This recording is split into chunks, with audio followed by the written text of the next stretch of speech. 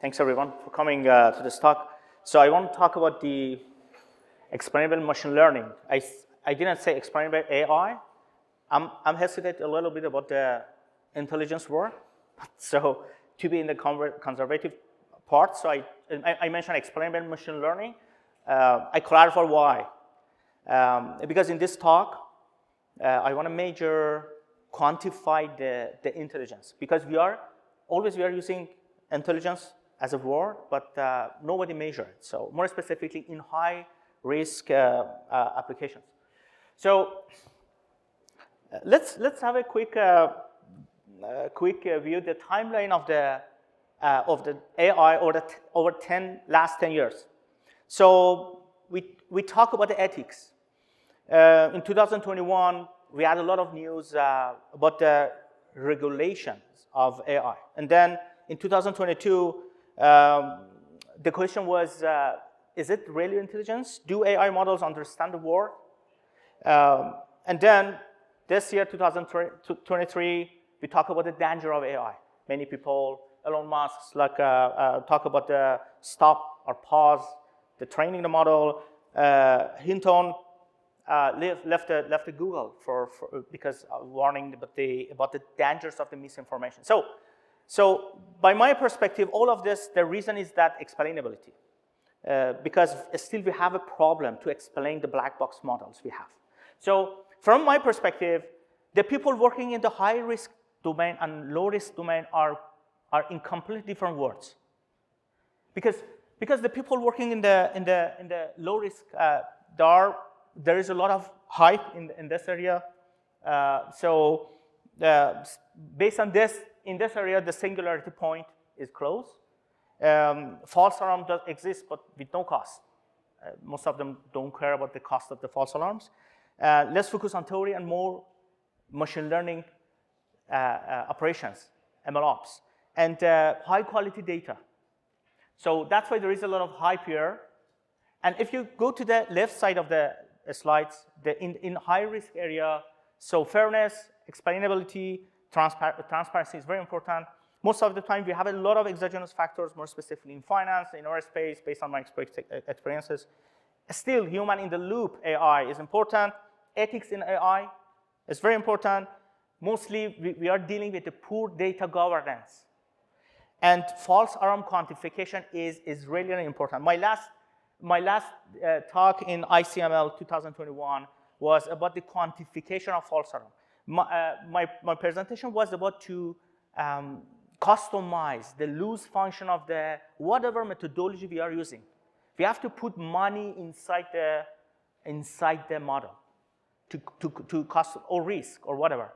We have to put it in the model and then train it. So anyway, I don't want to go to this one, but I want to emphasize that left and right side have a different word, and this is very important. So about the explainability, like 10 years ago, there wasn't any explainability in the literature, but then we have some methods for explainability, like F-score, PDP, Shapley value, Lime value, explainable and neural networks.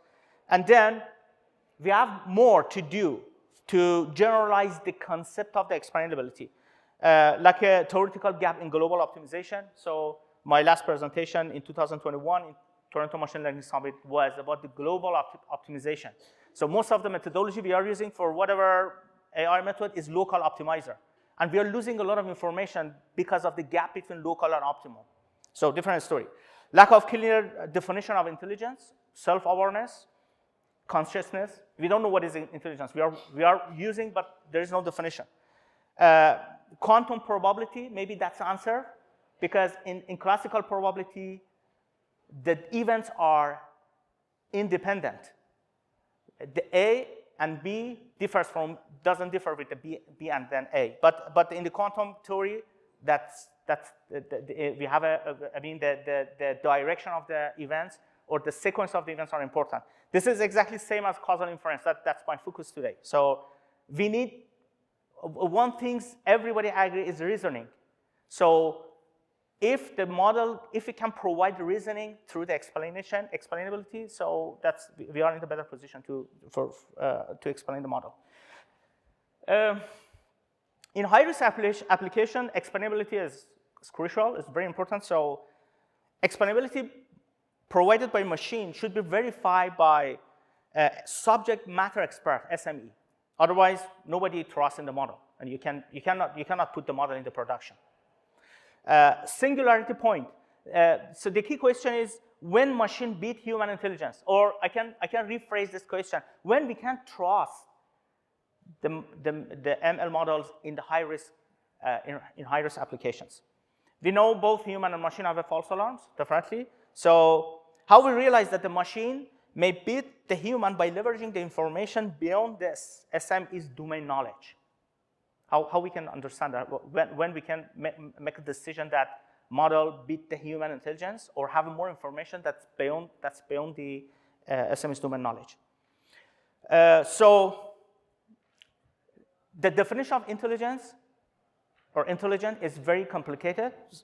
It's often associated with the ability to learn, reason, solve problems, adapt to new situations, and engage in abstract thinking. But let's, for now, for this talk, I want to narrow down, simplify the definition of intelligence to knowledge to information ratio. Knowledge learned divided by information provided, just for this talk. So what is explainability? We have two different explainability. So one explainability that mostly we are talking about explainability is counterfactual explainability. So counterfactual explainability, we want to answer the question like how and to what extent small changes in the feature set or feature variables affect in the target variable, whatever methodology we are using. So that's why in the left side we have a counterfactual explainability. My definition is maybe is not very accurate, but I'm trying to create a border between these two. In counterfactual explainability, we're mostly talking about the statistical learning and supervised learning. You have a model, a black box model. You have a target variable, a lot of features introduced by SME. You train the model, and then you try to find the sensitivity of the target variable compared to the feature set. I showed through the derivative term. So this is like a beta. And if you have a simple linear model, your beta is a counterfactual explainability.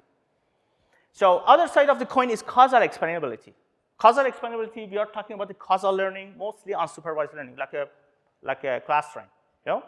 You want to detect a causal structure between the feature set and what is the mechanism and causality structure between the feature set affecting the target variable. So I can show the reasoning through the causal structure. So most of my understanding is that most of you know the causality. Causality is talking about the directed graph. That what is the mechanism or relationship between the features. So. And this is the reasoning chain through. So the question is, what is the gap between two sides of the same coin? If you have a statistical model and you have a causal learning model, so whatever methodology you are doing, you have to get the same sensitivity between. But this is not the case on this. This is one of the gaps in the machine learning, I think, and more specifically in the high-risk applications. So this a statistician knows as the Rashomon gap. Rashomon gap means accurate by different models gives incompatible description. Both models are good, the performance is perfect, but they have a different explainability, And in this case, we have to deal with the unconfoundedness trade-off or inignorability. If we add more variables to the model, we can reduce the Rashomon gap? That's a question. This is I think, $1 million question in machine learning. By my opinion, no. Mostly is no, because the global optimization I talked in the previous slides. So this is I think this is currently this is a state-of-the-art question, Rashomon gap in AI literature.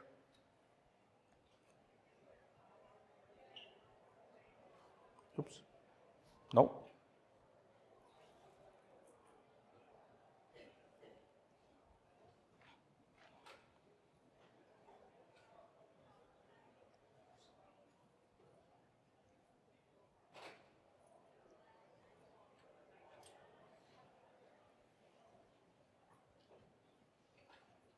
Okay, so I didn't do it. So it doesn't work. This.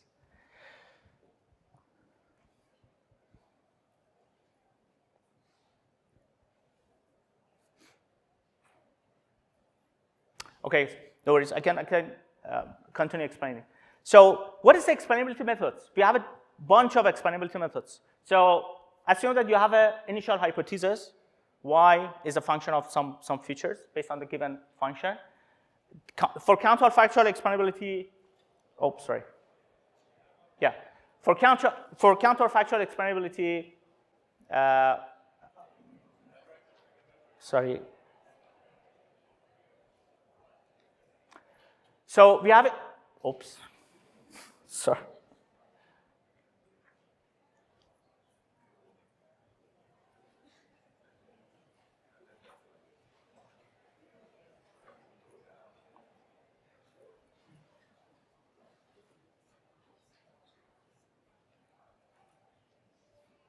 Yeah, works now.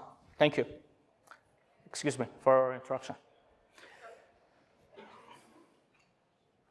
So for counterfactual explainability, we have intrinsic models, like as I mentioned. Oops, guys, I don't know what's happening. I think something's wrong with this.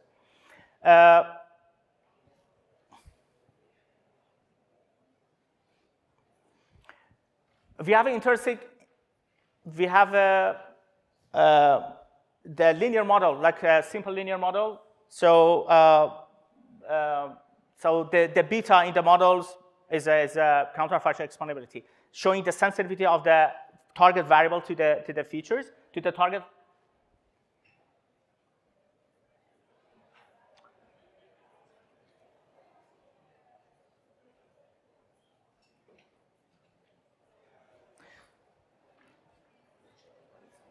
Sorry? Is it changing by its own? Yeah, exactly, it's by own. Okay. I think this is.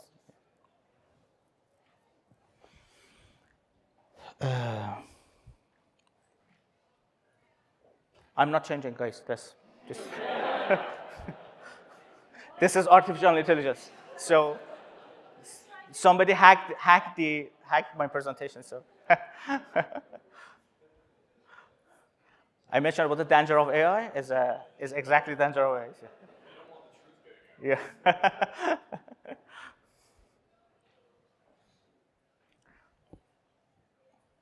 Yeah, for counterfactual explainability, we have a different methodology, like a perturbation, like a randomized interpretation, a randomized change in the variables. The methodology is like a LIME, like a QII, or I don't remember at this moment, but different methodology we have for randomized. Another methodology for counterfactual explainability is Shapley value. Is based on the question is, what if you hide specific variables from the model? So like Shapley value. But for causal explainability, yeah, marginal contribution, like a Shapley value, like partial dependent plots, accumulated local effects, ALE plot. So this is the methodology for explainability for counterfactual. But for causal explainability, we have a Bayesian networks, Bayesian inference, and we have a causal inference. So and based on the great statements from pioneer in the AI, the causal inference gonna be the actual intelligence. So that's why causality, my focus in this presentation is on causal learning. So I can refer to the Bongio. Oh, works? I hope so. Yeah. So yeah. So causal inference is going to be the actual inference, actual intelligence. I can refer to the Bongio yesterday's presentation, that he also emphasized that the Bayesian networks and causality are going to be the core of the artificial intelligence as actual intelligence, or reasoning as a tools for reasoning in artificial intelligence. So if you look at the causality methods, if you look at the literature, we have a diverse literature around the causal inference. We have a constraint-based methodology based on independent methods. We have a score-based method. We have structural or functional models, and others. So, like for constraint-based or constraint-based models, we have a PCMCI different version. We have a GPDC. We have a Granger causality, and so on. So I don't want to go through the details. The causality literature is really vast. So go ahead if you wanna research by yourself. So I can, if you need more information on details, I can send you a details presentation. I have it, but because I did my research on the literature of causality. So the question is how we can measure the human intelligence versus machine intelligence. So I'm trying to quantify. This is idea, guys. I mean, I don't want to oil the ocean. So I want to measure the intelligence as much as I can. So what happened in the machine learning pipeline? So all of the first SMEs has some beliefs on some features. SME is an expert, so give us some features that he or she believes that that's going to affect the target variable, whatever target variable we want to forecast in the future. For example, my focus on the finance. I'm trying to generalize it, but in finance, mostly we are talking about the forecasting of something, prediction of something. Okay, so SMEs have some beliefs, not in the form of association, not causality necessarily. I mean, there is no direction at the beginning. There are associations. So, and there's a bunch of the features that SME doesn't know. That's the SME's ignorance. We don't know. So the rest of the world. This is SME's knows. And then we do some pre-processing. We do feature selection and running the model, explainability here, and then SME confirmation, and then go to the production. This is the process in the most of the high-risk application. Somebody should confirm that this model is good, is explainable, and then put it in production. So what happened in explainability? We have a bigger outer circle that includes everything, including the variables we don't know that affect the variable introduced, the inner or middle circle. That's the variables introduced by SME, by the human. And then we have an inner circle that the feature selected by the model. That with some causal structure, they're going to affect the target variable. So having this, I can create a confusion matrix. I said as an intelligent confusion matrix.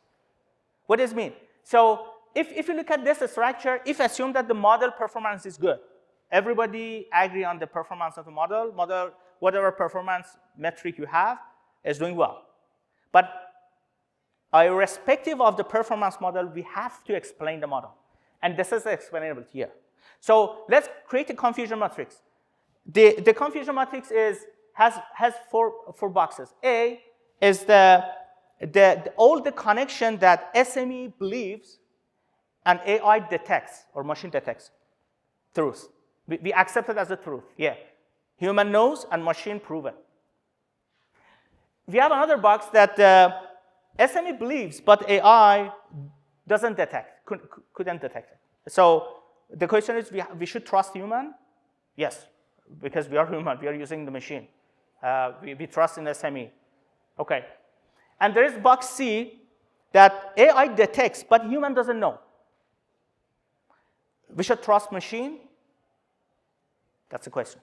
So I don't know. So I'm trying to answer. And the last box is D. Neither human and nor machine knows about any connection or any association or causality between the variables in this case. So having this confusion matrix, maybe we can measure the intelligence, human and machine intelligence, you know? So based on the initial definition I provided, is very stupid definition, but let's keep it simple for now. I'm trying to understand, I'm trying to quantify this one. Intelligence is a ratio of knowledge gain divided by information provided to machine, okay? So having this one, I can define SME degree of intelligence as a percentage, or DHI, is a human intelligence.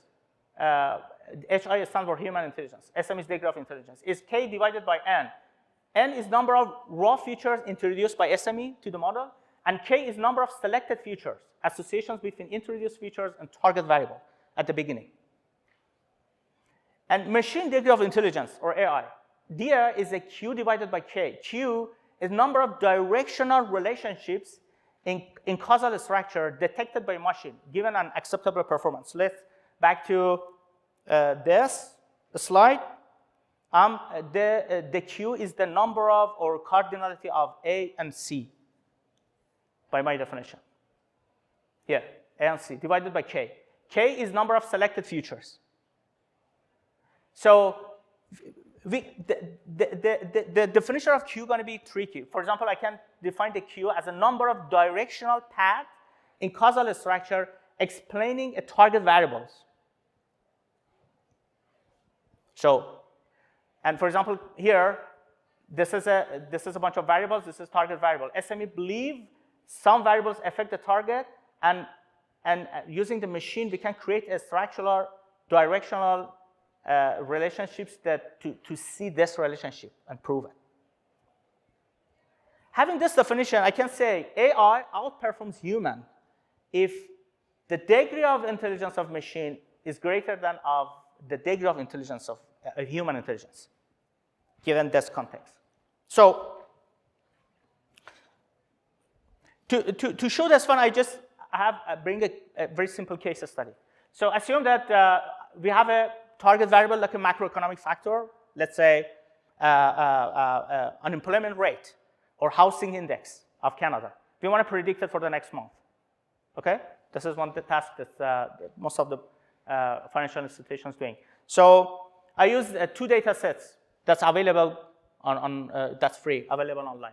LCDMA, large Canadian data sets for macroeconomic analysis, is Canadian, including Canadian economic indicators, and I use Statistics Canada for retail trade indexes. Retail trade indexes means how much people spending in different categories, like for building, for clothes, for accessories, blah, blah, blah. So statistics, retail trade has a different indexes. So this is a hypothesis model we provided. We do some pre-processing, like this is a human job. We do some seasonal adjustment, and stationary transformation, okay? And do some feature selection. In this case, we use multicollinearity analysis. We use VIF, variance inflation factor, for multicollinearity analysis. And we have 2 scenarios. One scenario is just using LCDMA, that we have 39 variables and 27 selected features based on VIF methodology. That in this case, the degree of intelligence of human is 0.69 based on the previous calculation, the last slide, the previous slide. Another scenario is LCDM data plus StatCam. I combine these 2 data. I provide more information for the model to see what happened, okay? So in this case, we have 55 variables and 35 selected features. That's, in this case, the human intelligence degree going to be 0.68. So this is the data. Now, I'm running a causality.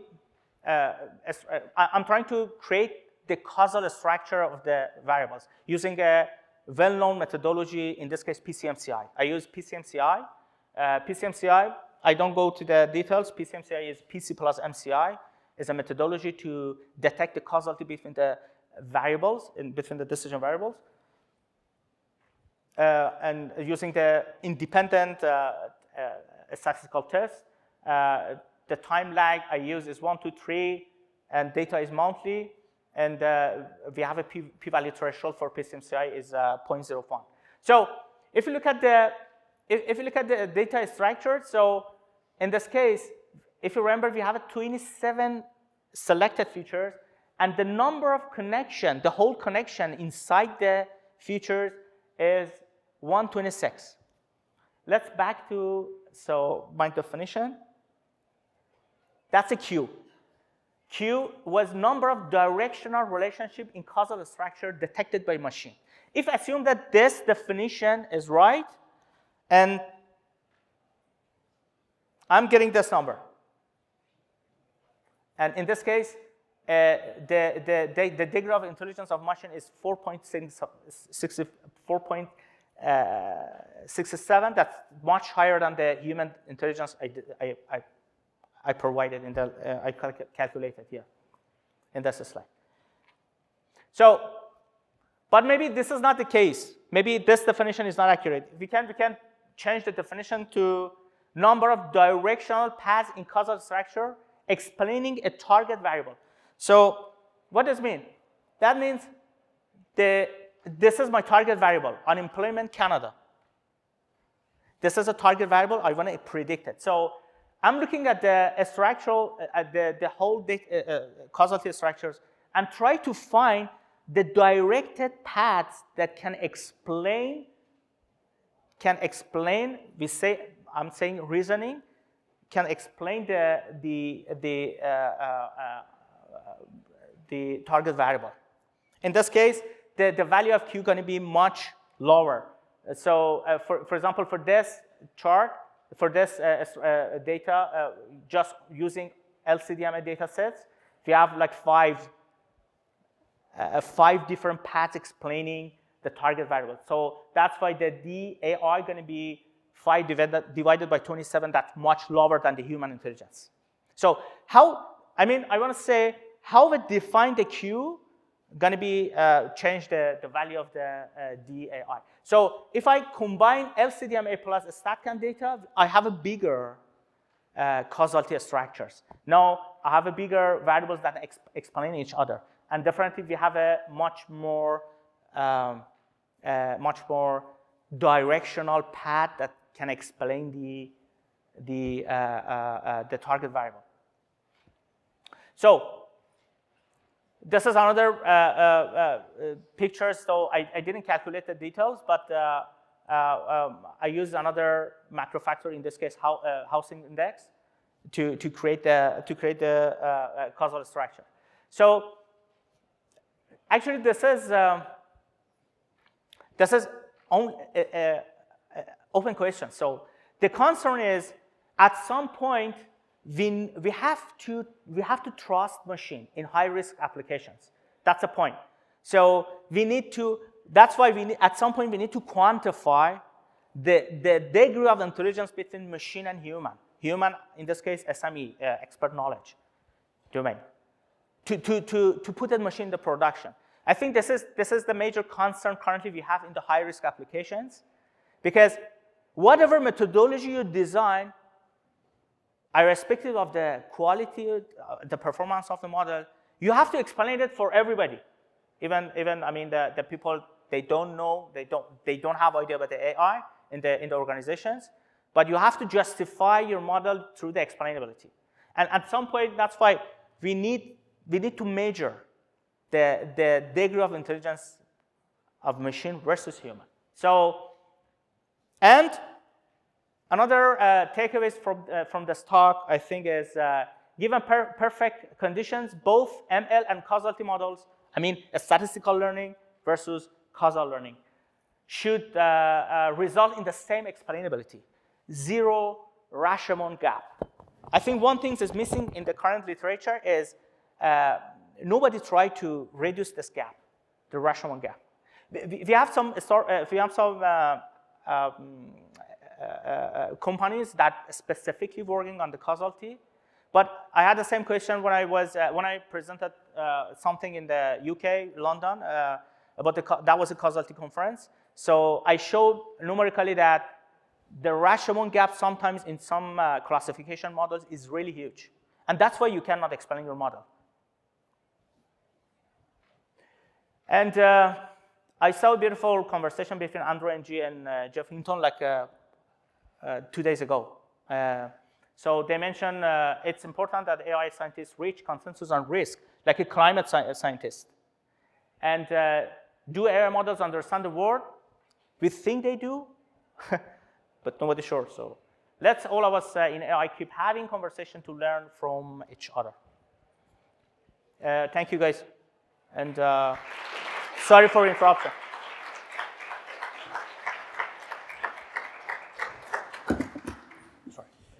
Thank you so much, Doctor, for your great presentation, and also apologize for the small technical issue. So any questions? Yeah. All right, so I like your proposal for measuring human versus machine intelligence, kind of in terms of neural or connections or a reasoning graph, but how do you propose to ascertain the human subject matter expert's reasoning graph, given that it's most likely a latent structure? Like, do you attempt to algorithmically like distill it from their decisions, or like how do you obtain that graph? So actually, that's good. That's a good question. So the way we're presenting to causality to the SME at the current setting is we need a SME verification of if SME doesn't understand the reasoning of the graph, he or she doesn't accept. That's the point. That's the point behind my talk. So the question is when we have to trust what we cannot understand. You know, because you trust the human. Why? Because it's knowledge. Okay. You hire somebody as SME, you trust them. At some point, we have to trust machine at the same way. That's my point. Thank you.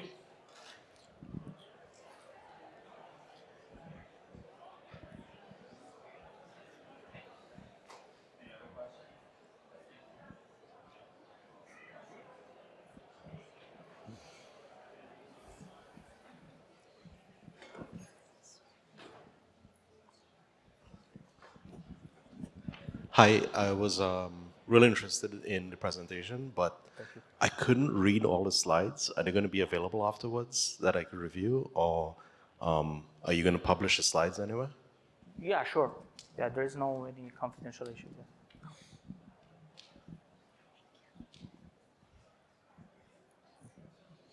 Oh, I think somebody's here.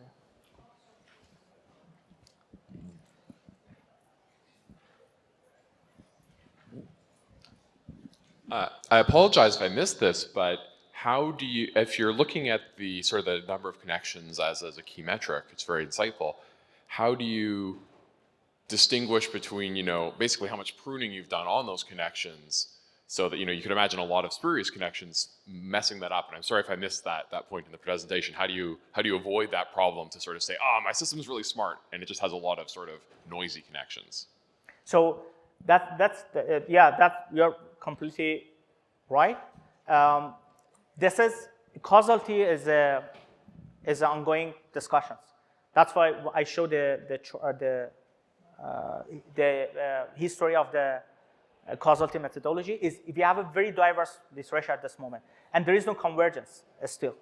My assumptions of the talk is assume that there is a convergence between the causality methodology. At some point, we pick one or two methodology as the best that we can trust. That's a very good point. That was my assumptions, actually. Yeah, exactly. Yeah, because of the lot of exogenous variables, we have a lot of spurious, fake or unrealistic connections, and we have to consider exactly.